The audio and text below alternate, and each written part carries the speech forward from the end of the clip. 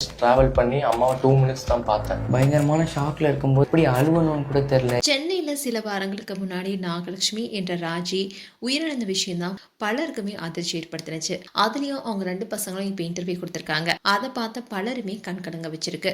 இதுல ராஜியோடைய பசங்க என்ன சொல்லியிருந்தாங்கன்னா, இந்த வீடியோவை பாக்குற யாரா இருந்தாலும் சரி, எங்களுடைய அப்பா எடுத்த மாதிரி தவறான முடிவை எடுக்காதீங்க. வாழ்க்கையில பிரச்சனை வந்தா அதுல இருந்து வெளியே வர பல வழிகள் இருக்கு. உங்களுடைய வாழ்க்கை துணை முன்னேறுவது உங்களுக்கு பிடிக்கலனா நீங்க பிரிந்து போயிடலாம். ஆனா எந்த சூழ்நிலையும் உயிரை விடணும்னு நினைக்காதீங்க. உங்களுடைய பிள்ளைகளோட எதிர்காலம் முழுக்க கேள்விக்குறியாகிடும்னு கண்ணீர் கலந்த குரலோட பேசியிருந்தாங்க. அது மட்டும் இல்லாம இந்த உலகத்துல எங்களோட நிலைமை யாருக்குமே வரக்கூடாதுன்னு ரொம்பவே உருக்கமா சொல்லியிருந்தாங்க. ராஜுடைய மூத்த மகன் ரஷ்யாவில் மருத்துவம் படிச்சுட்டு வந்த நிலையில தான் இந்த சம்பவத்துக்கு அப்புறமா படிப்பை விட்டுட்டு இந்தியா திரும்பி இருக்காரு. இப்படி இருக்க சொல்லதான் அவர் என்ன சொன்னார்னா, இப்போ என்னோட படிப்பை தொடர முடியுமான்னு எனக்கு தெரியல. என்னோட தம்பி நல்லா படிக்க வைக்கணும், அவனை பார்த்துக்கணுங்கிறது தான் இப்போ எனக்கு முக்கியமா இருக்கு. அதுக்காக என்னுடைய கனவுகளை தியாகம் செய்ய வேண்டிய சூழ்நிலை வந்திருக்கு. வேற வழியே தெரியல. அம்மாவும் அப்பாவும் இல்லாததுக்கு அப்புறமா எங்களுக்குன்னு யாருமே இல்லை. அம்மா இருந்த வீட்டுக்குள்ள போகவே முடியல.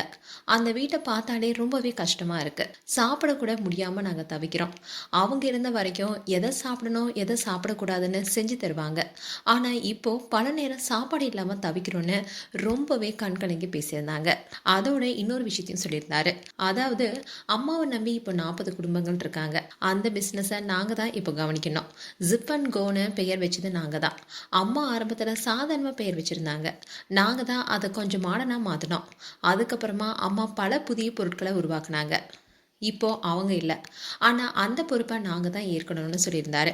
அதோட கடைசிட்டு என்ன சொன்னார்னா, இனி எங்களை மாதிரி எந்த குழந்தைகளுக்கும் இந்த நிலைமை வரக்கூடாது, யாரும் அவசர முடிவை எடுக்காதீங்கன்னு ரொம்பவே கண்ணீருடன் தெரிவிச்சிருக்காரு. இந்த இன்டர்வியூ தான் இப்போ சோஷியல் மீடியால பரவிட்டு வருது.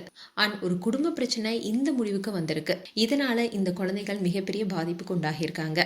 அதுவும் படிப்பை விட்டு இப்போ அவங்க அம்மாவுடைய கனவை நிறைவேற்ற போயிருக்காங்க. மேலும் உங்களுடைய கருத்துக்களை கமெண்ட் செக்ஷன் சொல்லுங்க. இது போன்ற வீடியோஸை பார்க்க நியூஸ் தமிழ் கிட்ஸ் சப்ஸ்கிரைப் பண்ணுங்க. மறக்காம நோட்டிஃபிகேஷன் பட்டனை கிளிக் பண்ணுங்க.